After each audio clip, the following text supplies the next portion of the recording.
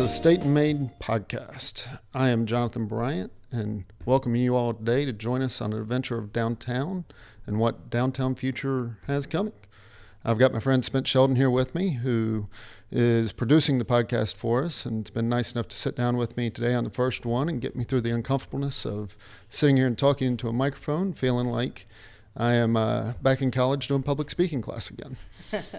You know, I tell people all the time, when it comes to speaking, podcast form or any, if you know the most about it than everyone kind of around you or in the class, your confidence, it kind of raises your confidence, and it's kind of easy to talk about.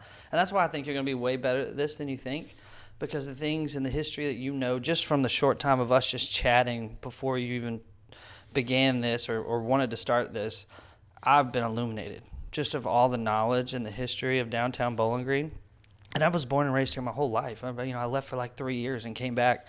And I think this is going to be really, really fun. Well, the history is definitely one of the main topics we're going to focus in on, and one of the main reasons we're actually here today. A couple of years ago, Bowling Green lost what I call our downtown historian, which was Mr. Holland, that ran the Holland House Gold and Razor Shop, I believe, razor repair shop. And I kick myself on an almost daily basis for not going down and documenting the history that he contained and he had in his own head. He lived on the square. He worked on the square. He was a pharmacist. He did all sorts of different things. And I just kick myself and know that we lost so much history when we lost Mr. Holland. And one of my primary goals with this podcast is to actually preserve the history, not just of the buildings or the architecture, but of the individual accounts of downtown and the things you lose as we lose our older generations of their stories and what downtown meant to them and how downtown has changed through the generations. Yeah, I mean, I think that's the cool thing about podcasts, and that's why I started mine, quite frankly, is just documentation. Like, this thing's going to live forever, and the history and what you know and the knowledge is going to live long after you, right? Yeah. So, like, if Mr. Holland would have, and I'm sure he has great documentation. We don't have the tech. He didn't have the tech that we now have. But, yeah, the history and your knowledge and your brain is going to live on long, long after you. And that's the cool thing about podcasts. To me, it was like, I want my kids to see where Dad was at this point in his career, the things he was going through, struggling with, but also the things that he was just actively doing, and you do so much. And so how are you feeling? I know, one of the things that Jonathan came to us and he was like, man, I'm thinking about starting a podcast and I want to be active on social media. He said, but I just don't think I'm going to be that good at it. And I think that's a lie. I think you're going to find your niche here. I think everyone just needs to be themselves and just to see the true, most authentic, raw version of I'm calling you JB now. Is that okay? Can I call you Jonathan Bryant? Around my family, a lot of people will turn their heads, but with just me, you're just fine. Okay. All right. Well, with Jonathan, and so I think you're going to do great. I think this is fun.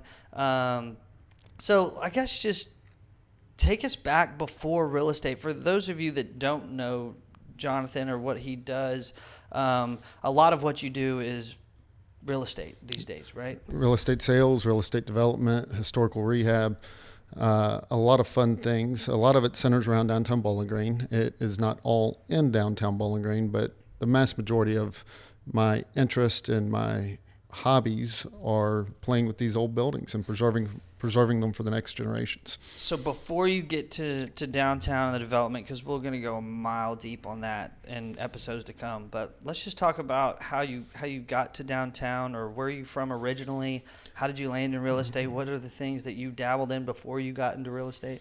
I was born in East Tennessee in the mountains over in Johnson City or the Tri-City areas. Moved before I have much of a memory from there up to northern Kentucky in the Florence area. There I found my love for Cincinnati chili or Skyline chili, Gold Star Dixie, whatever one's your favorite. Past that, I moved to Glasgow, Kentucky, about 30 miles away at the ripe old age of 8, and have lived within 30 miles of Bowling Green for the last, I'm going to admit how old I am. I would say the last 30-some years. I came to Bowling Green for West Kentucky University right around 2000. Had a lot of fun going to Western, really enjoyed it. Did not finish Western. I decided business and entrepreneurship was my route. Tried to complete my Western career to satisfy some of my family's goals they had for me. But it just wasn't for me. I wasn't the studious, scholastic person that liked to sit down, read, study, memorize, and regurgitate the way college expects you to do so. So after leaving Western, I started a couple of different electronics companies here in town. Started one, sold it, immediately started another one. I believe that's how you and I met. I remember your sister giving me a tour of your all's family home when she might have been about a little more than hip high to me. She was absolutely darling. Loved working with your family through the years. There are some wonderful stories there that we can get into at some point. But the electronics business allowed me to meet such a diverse group of people from Bowling Green and allowed me access to people's homes and families. And as you know, I spent a lot of time in your home. It wasn't I came in for a day or a day and a half and clicked my hands and left. I was specializing in home automation before it was all IP addresses and easy and consumer grade stuff. It was relays and it was very technical, deep, difficult things to do. And yeah, it was just a window shade moving or a light turning on and off or thermostats being controlled or whatever it might have been, or your TV actually working when you needed it to. But it gave me a chance to meet tons and tons of people. And for those people I haven't seen in the 20-ish years it's been since I've been doing that line of work, I look forward to seeing you again. I'd love to be able to help you in your real estate needs and goals. But it was really just a unique opportunity that I don't feel like I could have gotten any other way, because it allowed me to build those relationships at a very early age. Yeah, I mean, homes are a sacred place for people, and the idea that you're coming into their homes and working on their homes, you learn to trust those people at a high level, and obviously I think that will carry on in any endeavor you do. I would say the same for me as it pertains to pizza. I mean, pizza has just allowed me to meet and be around so many people because I had pizza. I didn't go search for them. They came to me. And so I'm so grateful for my pizza career as I transition into other things, obviously, in my life as well. But, yeah, I think for me in the home, I tell people all the time, there was like the people that raised me were obviously my mother and my father, and then there was Mark Updegraff, and then there was Jonathan Bryant. And, I saw you all in that home just as much as I saw my parents at times. And we can take this a lot of different ways, but that's how we met. That's how Jonathan and I met, was through that. I would wake up one mornings and the first person I see wasn't my mother or my dad. It was Jonathan right outside my room working on a thermostat or trying to get a TV going for my dad. And you just learn to trust those people. They're in your home. They're beep-bopping around. And we felt we had so much being done to that home, and it wasn't completion when we moved into that home. And so just workers and contractors and people like yourself were just in and out of that home. And so you just grow to trust them. You grow to love them. And I think ultimately that's probably why we're here. I trust you. I trust what you're doing. I'm super proud of you and what you've done. And I feel like those feelings are mutual. But I think, too, it's kind of twofold. My dad, if anyone knows my dad, he's kind of one of those things. He wants it done. He wants it done now kind of guy.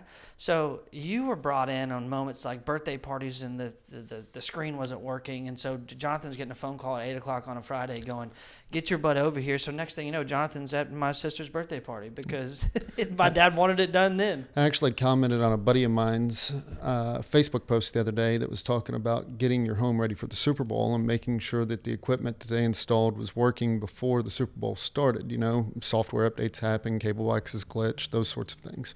And I commented on his post without stating what the story was. But the story I was commenting about was actually making a service call in the middle of Super Bowl to your dad had walked down at halftime, turned the theater on, the cable box was locked up, calls me, I leave where I am, run out, get you all up and running again, and we're back off to the races. But a lot of great memories come out of your home. And one of my favorite ones, back in those years, I'm lucky enough to still have both of my parents.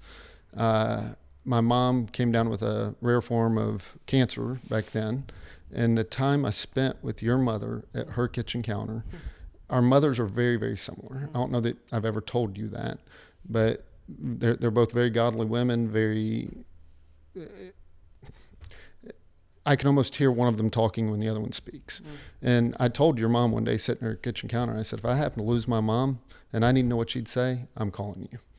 So your family's just been such a special place. I wish I would have gotten to know your dad more, but as you know, he's a workaholic. I was in the home during working hours and he was never there. Right. So the kids and your mom I got to know really well, but your dad was always at work while I was there, unless it was the middle of Super Bowl or a birthday party or something that just needed to happen on a moment's notice. Well, yeah, it's so cool, man. And I hear those stories about my mom all the time, so I'm just so appreciative just to hear it from you. But yeah, I think there was a level of trust there, and mutual. So when you asked me about this, I was like, yeah, I've been doing it. I said, but why don't you let me help? I want to be a part of it.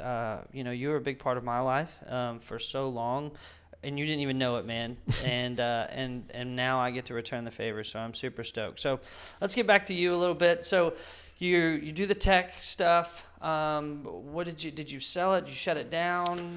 How did your last endeavor with tech go? The wonderful collapse of 2008 came along, the financial crisis, the housing crisis, and I walked in on a Monday and told my business partner that the pie just wasn't large enough for both of us anymore. And a mentor of mine had told me I could play with my hobby the rest of my life, or I could go out and get a real job and do something that actually meant something. So I walked in on a Monday morning and said, this is a number I'll either give you on Friday or you can give me on Friday, but next week one of us isn't going to be here. He decided that I probably underpriced it. I think I charged him, I believe it was $1 is what I said was going to be the sales price. So he kept the company, I left, and I went and immediately got my real estate license. Getting into real estate was interesting in 2008. Nobody was selling anything. Looking back on it, I remember stories of realtors being on, I hate to use this word, but suicide watch, because things had been great leading up to 2008. Then everything just kind of exploded and everybody's cash flow got turned off, and I didn't know any different. So I went out my first year, did $2 or $3 million in sales. Didn't see that as a huge win, but it was productive and fun and different. And again, I was getting to use the contacts I'd made through the electronics business to start selling some of my first multifamily and some of my first investment properties where I thought I was going to be selling houses. Tried to make a run at selling high-end residential for a while, but truly found my passion in commercial real estate, investment grade stuff, that it was more about the numbers and more about making a deal that worked and meeting someone's financial goals than it was. There was nothing ever more annoying to me than trying to sell a home and the carpet being wrong or paint being wrong and somebody going, I just can't have that. And I'm like, can't you just change it? But looking back on it, it's all been fun. Another one of my mentors that came along really, really quickly was a gentleman by the name of Tom Baker. We lost Tom Baker several years ago, probably approaching about 10 years ago now. And it was a great loss to the Bowling Green commercial real estate market. I had a deal that had fallen in my lap, and I didn't know any better, so I went out and got a deal under contract. At the time, it was a very large deal for me, as a $1.5 million deal approximately. And I went to Tom and offered him half of it if he would just show me how not to step in a hole to where I would never get another deal like this again. Yeah. Tom had also been a previous electronics client of mine, and Tom was one of those guys, either loved him or hated him. Several people had tried to work with him before, and things had never panned out. I ended up staying with Tom from that day until I believe I was in his hospital room 2 or 3 days before he passed, soaking up every little bit of the last knowledge I could. I tell a lot of people today that was my Harvard education. There's no other way of getting it other than a situation like that where you have access to someone that has the knowledge and the experience and the know-how that doesn't just come natural. It comes with years and years and years of actually doing it. You said that he was, you either loved or you hated him, or he was difficult to work with at times. What do you think it was about you that allowed that relationship to become what it became? I mean, what was about your personality or the way you worked that made that relationship fit? I was more interested in doing it right than I was making 100% of the funds for myself. I was willing to share. I was willing to take on the work as his illness was progressive, and I took on more and more of his daily responsibilities and allowed him to continue some income late into his illness. But it was more about learning than it was about making money. To quote my mom, I guess, I'm a very flexible person. And when you combine mine and Tom's personalities, sometimes oil and water mix really, really well. Right. And Tom was really just a big teddy bear. He just had a personality that either people loved or didn't. Right. And I was lucky enough to be one of the ones that really got along with him. So how has your flexibility allowed you to negotiate? Like, has that been a pro or a con at the table at times when it comes to selling, buying? Because my mom would look at me and say, Spence, your biggest strength is your biggest weakness, and I would have to agree with that. Because there's a reason why I'm in hospitality, right? I try to find the yes in every no, and I want people to always feel a certain way around me, and I want them to know that they're cared for, and but that's also to my own detriment, It's pretty easy for me to allow myself to take a back seat in trying to elevate someone else, which on any accord you would think that that's an admirable trait, but negotiating has always been tough for me. Getting deals done correctly to where I don't feel like I am on the outs has always been tough for me because of that flexibility, I guess, that I have, that I would like to say I possess as well. So I guess that flexibility, not easily angered piece of you, how has that affected buying, selling, flipping, or has it? It allows me to keep people at the table. A lot of times people will say, I'll give X and not a dime more or whatever, and it's one of my least favorite comments because everybody will always give another nickel or another dollar or whatever awkward statement is that they made. But just keeping people there and keeping people's temps down and keeping people's anger levels down will oftentimes bring out to a successful end and a successful resolution. Yeah, I think poised is a really good way to describe you. Even as I sit right here, I think you're just a very poised leader. We long for that in hospitality. It's like when my kitchen's running me and I'm not running the kitchen, the last thing when the house is on fire is for you want somebody running around going, what the heck are we, you want somebody going, guys, it's going to be okay. Well, we're all going to make it out. Thank you so much for the compliment. Yeah. I'm not sure I deserve that one, but thank you. Well, no, I love it. I need to take more of that because, I just feel that as we've been sitting across the table from you. So Mr. Baker comes along. You call that your Harvard education. He passes. Do you assume a lot of the stuff that you guys were doing together, or do you immediately start – do you float? Do you drift into your own niche? It took me a couple of years to wind up some of the business he was doing after his passing. I inherited some of his investors that I continued to manage properties for that he had been managing for a long time. Ended up selling some of those off. Those investors went down to Nashville and continued their investment strategy down there and some larger projects and left Bowling Green, but it allowed me to transition into downtown and where I really am today. So let's talk about that. Do you transition from Mr. Baker to downtown? I think that's a big part of this podcast and what a lot of the first season is going to look like. So let's talk about it. I mean, as a good introduction, I would say we talked about Mr. Holland.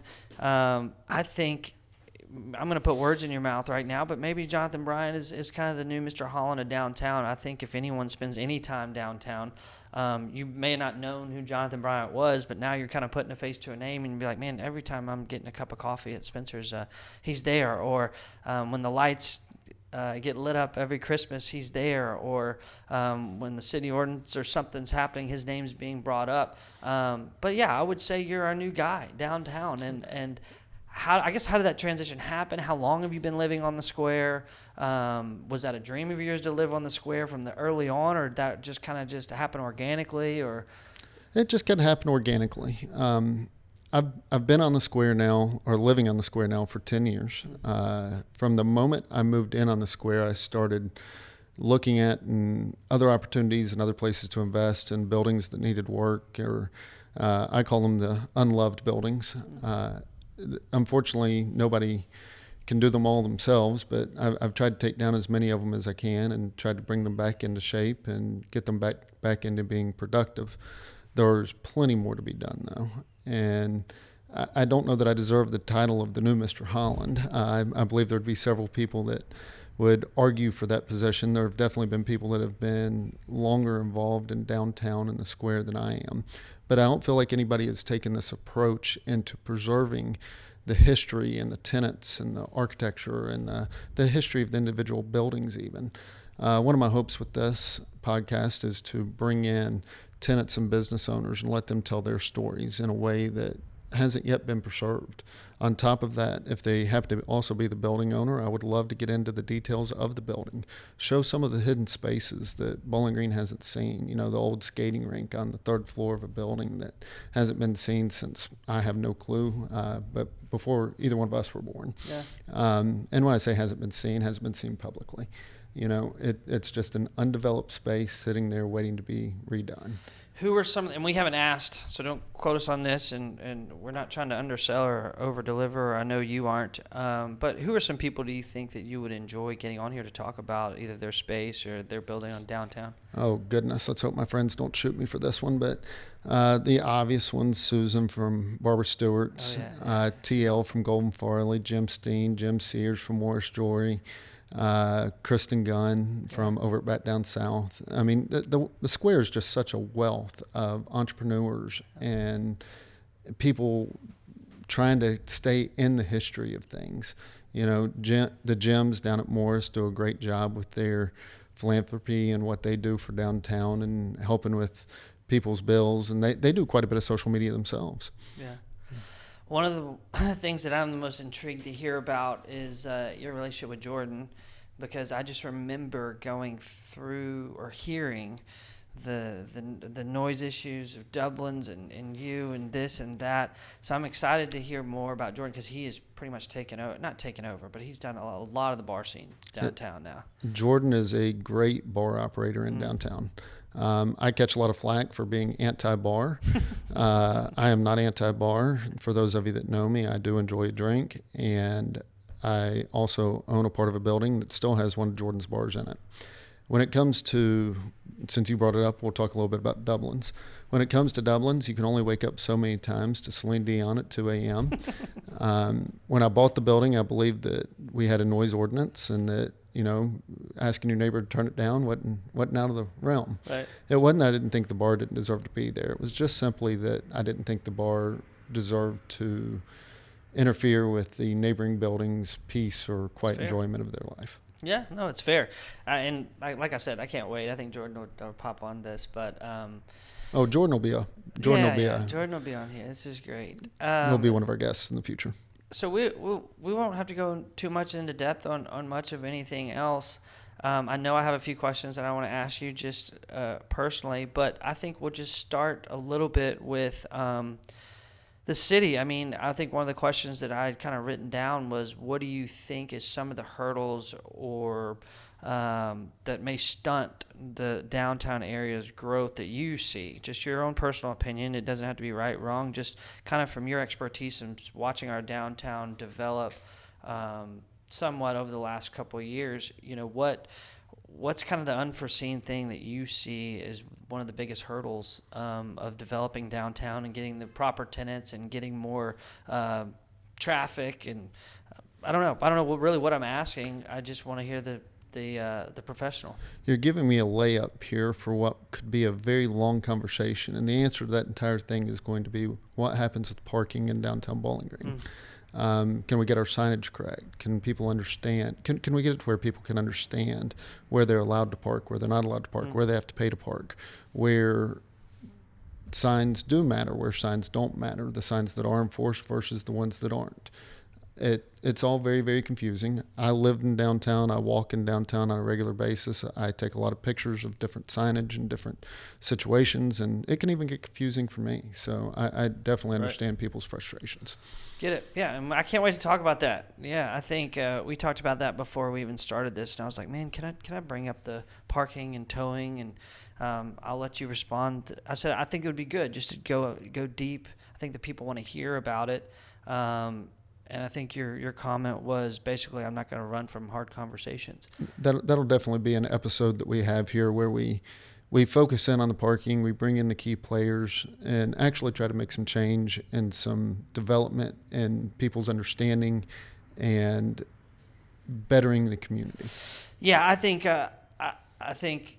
understanding is going to help tremendously, and then I think also just me being an outsider, some sort of resolve that everyone just kind of understands this isn't a free for all. This isn't just some, but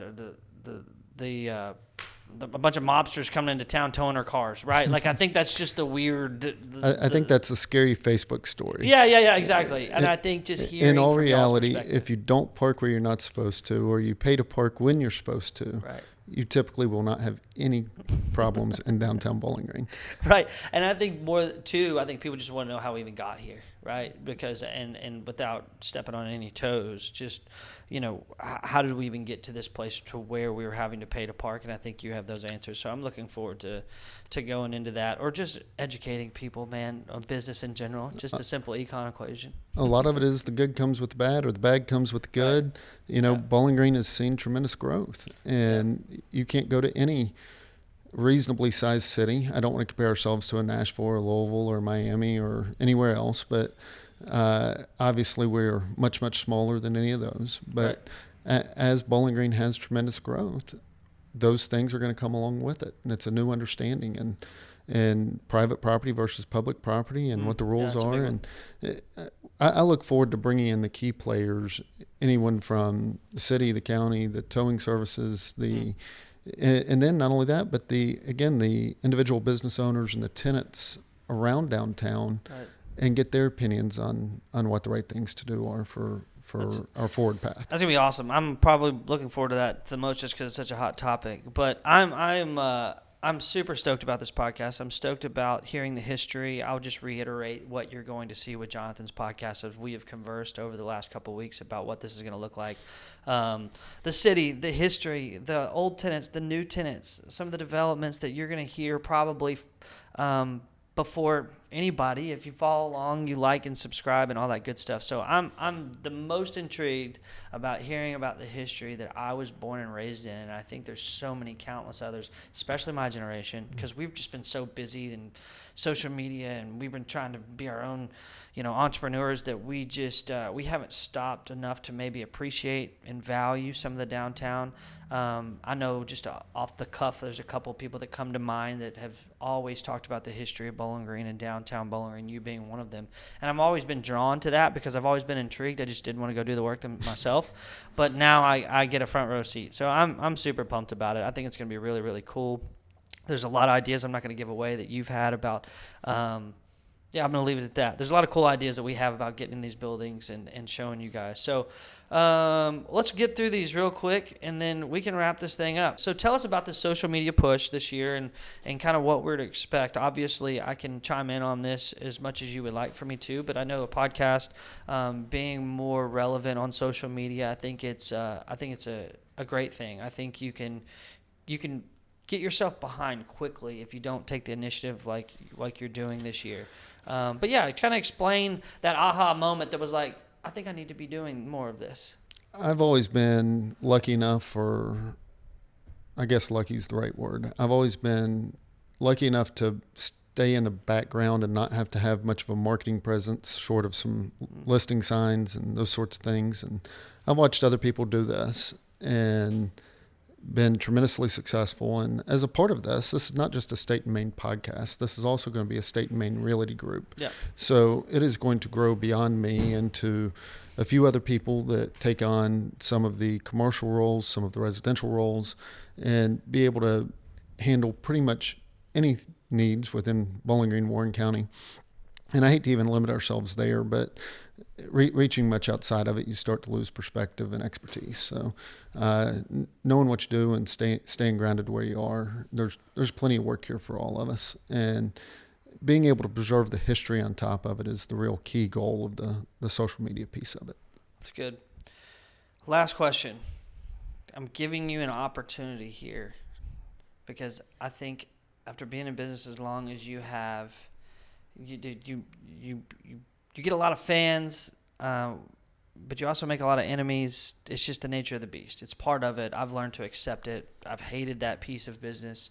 But there's also that gray area where people just completely misunderstand me, right? I think Emerson said it best: to be great means to be misunderstood. And this is just a safe space. Like, where do you think that you're the most misunderstood right now in your career? Like, what's one thing that you would just like to flip the narrative on real quick as we end the podcast of, or you may say everyone loves me. I don't know, Jonathan. This isn't me just saying that. I just, as just a telltale, where do you feel like you're the most misunderstood with? It could be downtown. It could be, and how would you like, or can you flip the script real quick? I would say we touched on one of them, and that would be me being anti-bar. We've already kind of tackled that one. The other one would be that I don't want anybody else to participate in downtown. I am not capable of doing it all on my own. I am an open book when it comes to information. Save yourself the research. I'm more than happy to help. I wish I could say I could afford to do them all myself, but I am light years away from that. And the town needs not just the financial contribution, but the individual and the personal contribution as well, and the people to come in and run the businesses and make the change that's going to keep downtown Bowling Green and Bowling Green thriving for years and growing. And we have several big announcements coming from new tenants and new projects and those sorts of things, but we've got so many opportunities in downtown. And I want to make sure people understand what is actually out there and available. Well, you just opened up the floodgates for yourself. I don't know if you know that or not, but I'm sure you're going to be hit up left and right as it pertains to development downtown. And I know you're a man of your word when you say that, because just in the 3 times that we meet to talk about downtown and the development, we were already working on something together. Sure. I don't know, hopefully we're serious, but we'll see. But anyways, anything else that you'd like to say? This is going to be fun. You guys subscribe, like, your heart, hopefully he invites me back. I'm sure I'll be back up here every now and then, but he's going to have guests. He's going to talk to the guests that you all want to hear from. And I think more than anything, you're going to get a big dose of his brain, his knowledge, his business acumen, but also just his history, that he knows, that he did the research with downtown Bowling Green. And I don't think anyone's doing it. I'll say it for you. I don't think there's a place where you can go and get the history straight to you like he's about to do. So I'm excited for it.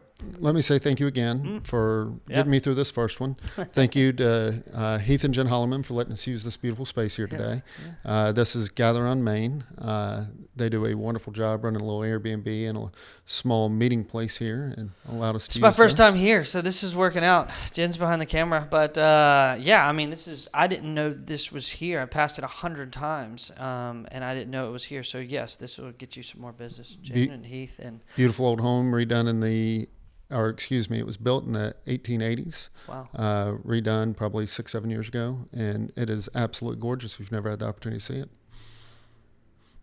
Love it. This is going to be a cool deal. I love the spot. Thank you again, Jen, and thanks to the homies behind the screen that's helping out with this too.